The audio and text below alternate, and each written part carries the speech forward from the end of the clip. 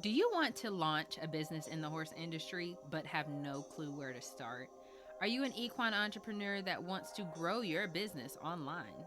Well, you are in the right place.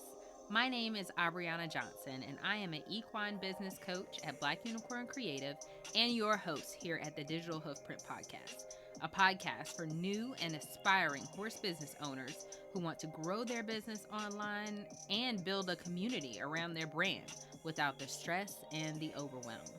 Grab a pen, a piece of paper, and maybe even a cup of coffee, and let's get into today's episode.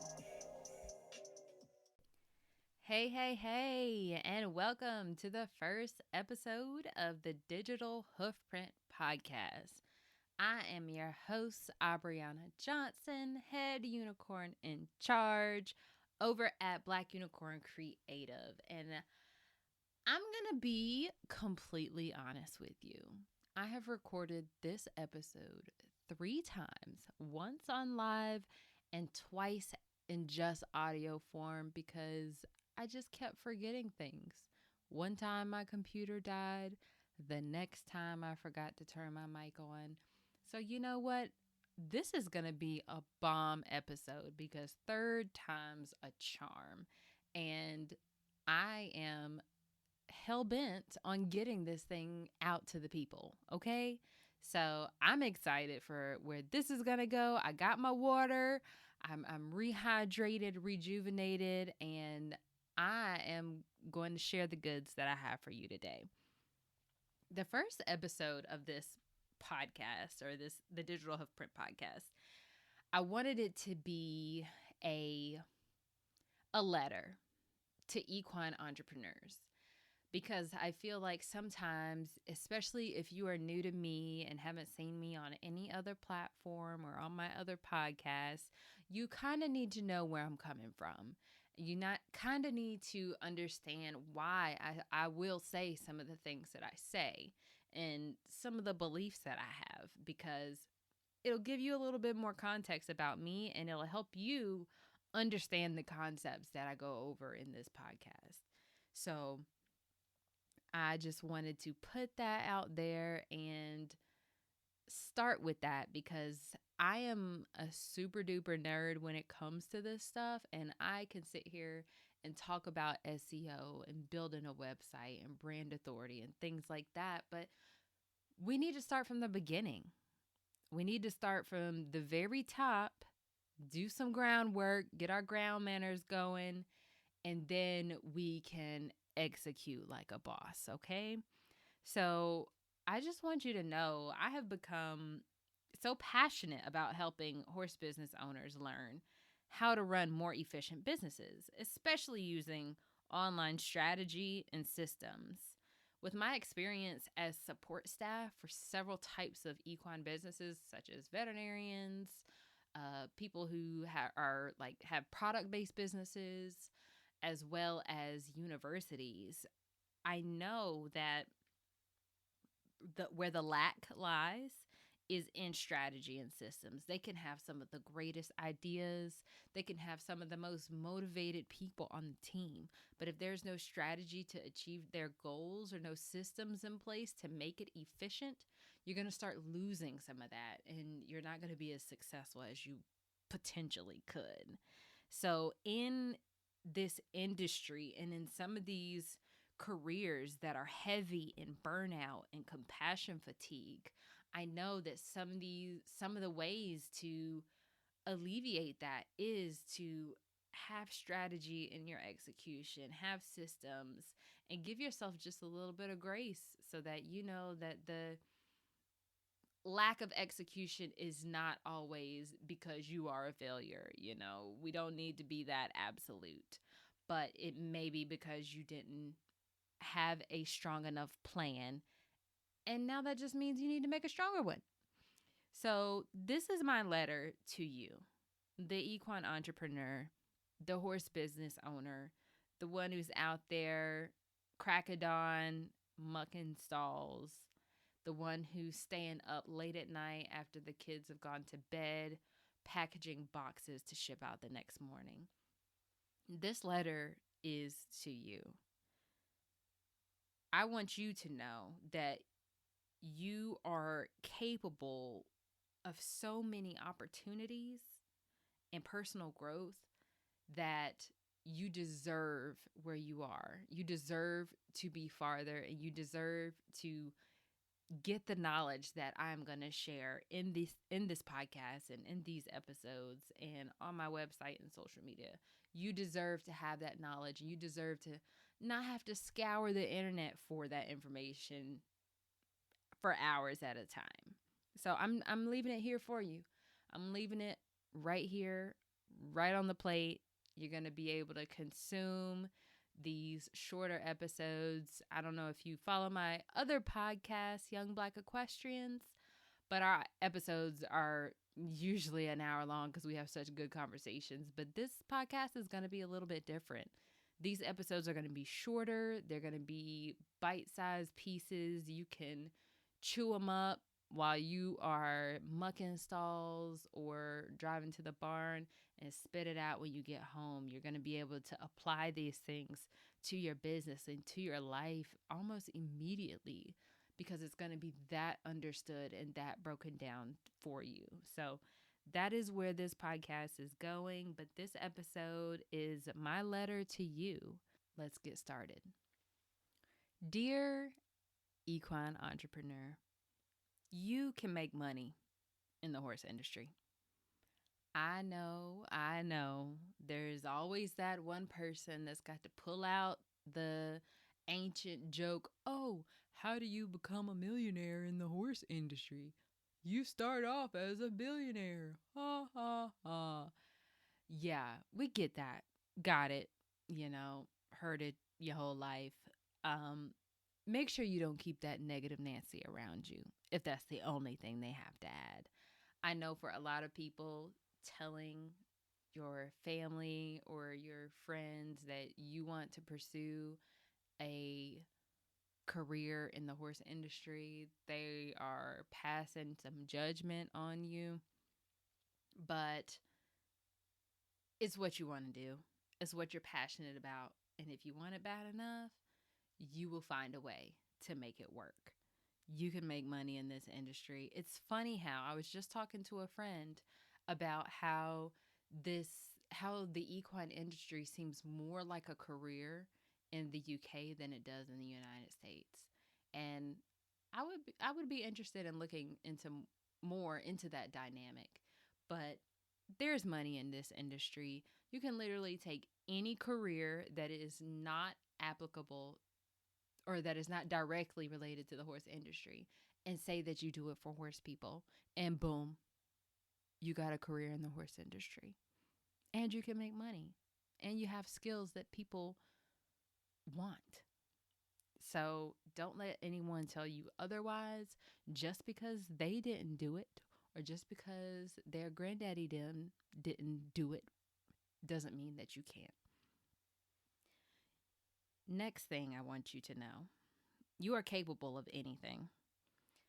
There is more than one way to build a business, and I will give you lots of tools on this podcast for you to do so for yourself, but that does not mean that it is the only way, or if you take all of these steps and never skip any one of them, that your results won't look different than someone else's. There is not one way to skin this cat. And you really have to own your lane and your journey and evaluate the things that work for you and don't work for you, and make it so that your journey is unique and you cater to what works for you. Next thing you should know is that you don't have to have all the answers before moving forward. You can, to some extent, learn as you go. That does not mean you should not take that leap or you should not pursue this side hustle or your main business, however it works for you. It does not mean you shouldn't just because you don't know everything about it in totality. For example, as a veterinarian, there are some things you need to know, like to go to vet school. You need to do that in order to practice veterinary medicine. But if you get out and there is a condition that you just don't really remember much about, or there's a treatment that you just are not that familiar with, because there's treatments and things coming out every day with all the research that's being done, you will be more respected if you just say, hey, I am not actually very familiar with that, but let me do a little bit of research so I can give you an educated recommendation, versus saying, oh yeah, no, that's not going to work, or yeah, that'll be good for your horse, and chance making a decision that's incorrect. You don't have to know everything about your industry or your business in order to get started. A lot of the things you're going to learn as you go. You're not going to operate a lesson program that has 10 students the same way you would operate a lesson program that has 100 students.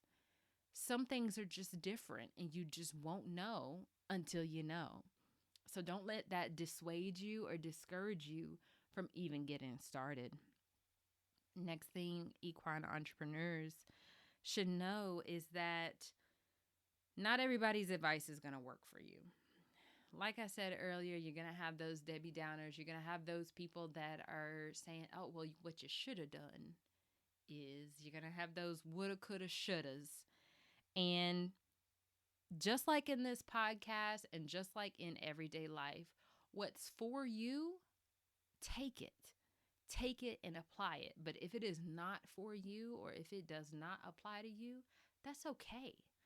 That is okay. Have that level of discernment to know what is for you and what is not. And just leave it. Just leave it here. If it's not for you, just leave it there. But if it's something that you can benefit from, you take that information and you make it work at its best for you. The horse industry, excuse me, the horse industry is full of critics. Like, we know this, the top level performers literally pay thousands of dollars to be judged. And we know this. So going into business, you need to know to expect that to some extent, but just know that there's someone, looking at you and looking at your progress and being inspired by that. So don't give up just because you feel that you're being critiqued or you are being judged. That's what this industry does. And that's not to say that other industries don't. It's just a way of life, and you have to know what's for you and what is not, and move on when it isn't. Next thing I want equine entrepreneurs to know is that your value extends farther than what you can do for other people. I'm going to say that again. Your value extends farther than what you can do for other people. I know a lot of us get in this industry as working students or as volunteers or by working at the local tack shop. And so a lot of what you have to offer is what you can do. But know that as a person, as a whole, as a horse business owner, you are valuable outside of your business. You are worth more than just what services that you provide and what you can do for others. I know a lot of us love riding, whether it be leisurely or competitively. Horses are kind of our escape and our hobby, or started out that way. But when you run a business that's also centered around the horse industry, you sometimes have a hard time taking a break from that or separating the two.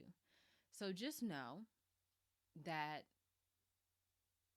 you should probably find something else that you enjoy that's outside of the industry, whether it be just reading, hiking, pottery, arts and crafts, something that you just enjoy doing and you don't have it's not directly involved with horses or with the industry. Find something like that for yourself. Give yourself a true break, but know that your value is not directly tied to the services that you provide in your business. As much as it consumes our lives, as much as we love these animals that could kill us at any moment, we are valuable outside of that. And don't forget that. Next thing I want equine entrepreneurs to know is that a pivot does not make you lesser than. A pivot does not make you a bad business owner. Pivoting is, to be quite honest, a level of freedom that some people simply cannot understand or grasp. I pivoted Black Unicorn Creative a couple times before I really honed in on what my talents were, what I was passionate about, and what I could give back to my community. And so, making those pivots, I had a level of freedom to say, hey, this is what I want to do, instead of someone who is afraid to pivot and they're stuck in a job that they hate, working for people that they don't like, and dealing with clients that they couldn't care less about. So don't think that just because you need to make a pivot, whether it be a whole 180 degree or a 90, whatever it is you need to do, it does not make you a lesser individual. Horse business owner, equine entrepreneur, I need you to lean in close real quick. I need you to turn this up. If I'm on your Bluetooth headphones, I need you to get close, because this next one, I need you to hear me. If your body is your product, then your mind is where the money is. Did you hear that? Let me say it again. If your body is your product, then your mind is where the money is. What does that mean, Abriana? Well, I'm about to tell you what that means. This is especially for my horse trainer friends, whether you train the actual horses or you train the people on the horses. This is for y'all, because we know that all it takes is one time for you to be injured or get in a situation with a horse where you can no longer use your body to make your income. And so you need, as morbid as it may seem, it's smart. You need to have a contingency plan. But you also need to recognize that your body is the product in your business. And you need to make sure you have enough inventory to make your clients happy. You need to take care of yourself.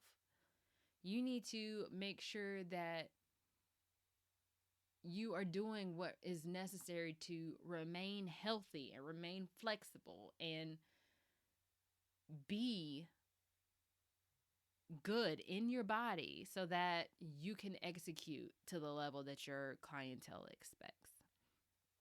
I know that everyone knows of a horse trainer whose body has broken down and, they've had to either start doing something else or, kind of retire and say, hey, I can't do this anymore because my body is broken down. Everybody knows someone like that.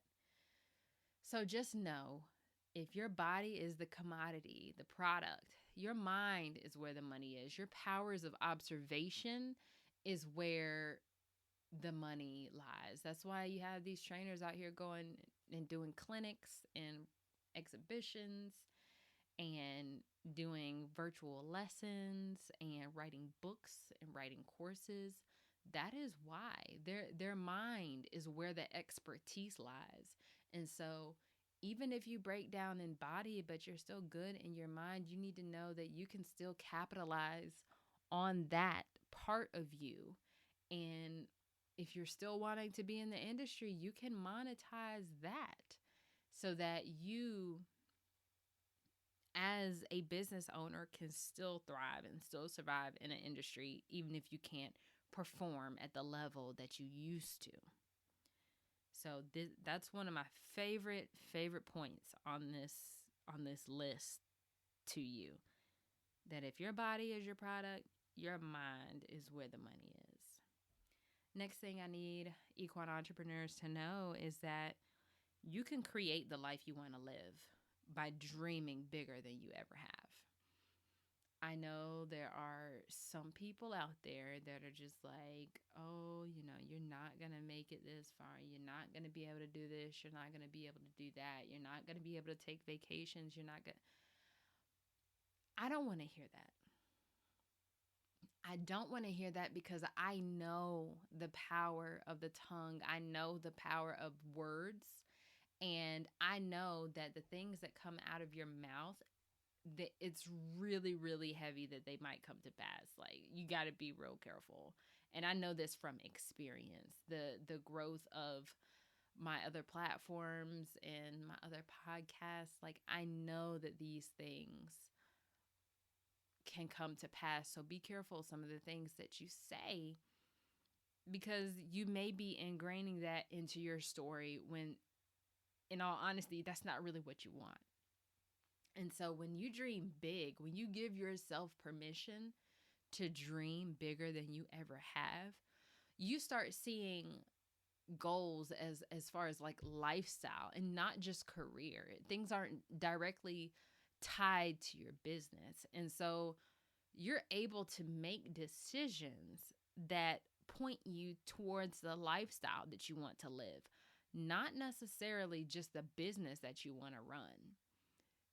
If you say, I want to make $1 million, that's not necessarily a big goal, because that doesn't say anything about your expenses.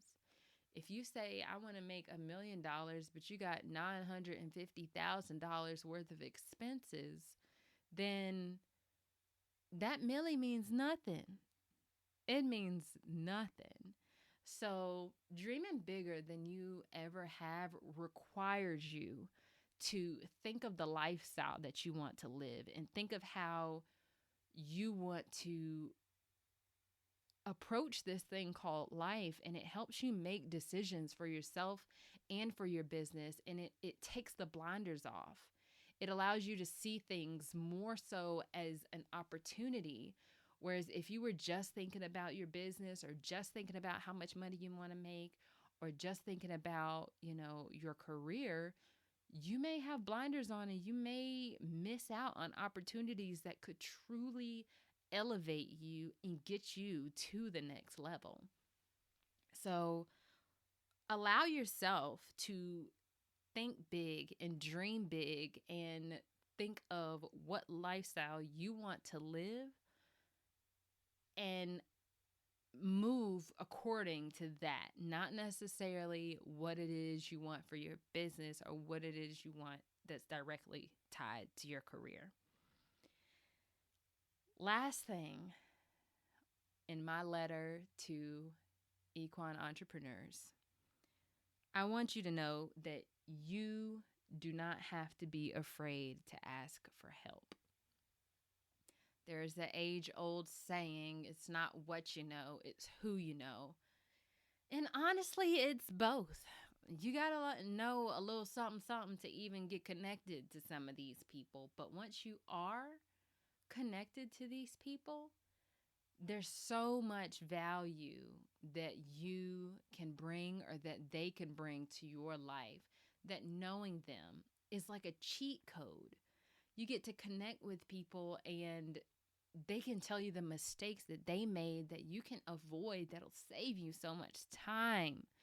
And that's honestly why I decided to produce this podcast, because you can sit there and scroll through the internet for hours on end and consume all this information and still not quite understand how to apply it to your life or to your business. Or you can connect with some people who already know, Connect with people who already have been through this thing or who have expertise in this category that you're looking for information in. And that networking, that relationship, that asking for help will get you so much farther than if you were to try to go at this alone. Entrepreneurship itself can be a lonely road, especially if you are a solopreneur, if you're the only one, running and operating your business on a daily basis. A lot of times people feel like they're in such competition with each other that they don't want to share opportunities or share that they need help. Don't be that person. Don't You don't have to. You don't have to be afraid to ask for help, and you don't have to be afraid to give help, because if you have that sort of scarcity mindset, you're going to put limits on yourself. You truly are. When you think and operate and believe and make decisions out of abundance, there is enough money for everybody to eat, okay? I think in this pandemic, in our like centi billionaires that we've discovered exist, there is enough money for everybody to eat. So your neighbor, your friend, this person that you were trying to connect with, they're not necessarily going to be your well, they may be your competition, but I'm saying that they're not necessarily against you all the time. Don't be afraid to network and ask for help and give help where you see it's needed or where it's asked of you. So just don't be afraid, and just don't fall into that scarcity mindset that prevents you from accessing opportunities and connecting with other people. That is my letter to the equine entrepreneur. I hope that you get so much information from this podcast. I hope that you feel free and remember, if you're mucking stalls or if you are driving to the barn, if you have questions, remember to shoot them to me. Don't text while driving, but hit me up and let me know what you think. Let me know what it is that you truly want to learn about, that you just haven't been able to grasp your mind around, and I can do an episode for you. Like with most podcasts, please hit the subscribe button so you get notified when an episode is live again. Follow me on my social media at the Abriana J, TheAbriana J, on every platform, and at Black Unicorn Creative. I share some tips, tricks, gems, all sorts of things over on my social media, and I would love to be able to connect with you on there as well. Thank you so much for listening to this first episode of the Digital Hoofprint podcast, and I can't wait to share this journey with you and elevate your businesses this year. Equine entrepreneurs, horse business owners, this year is for us, okay? So do what you need to do to get yourself squared away. We're only a few days into the new year, but be prepared to learn some new things and apply them to your business so that you can grow in knowledge, in money, and in your online presence. I can't wait to see you on the next episode.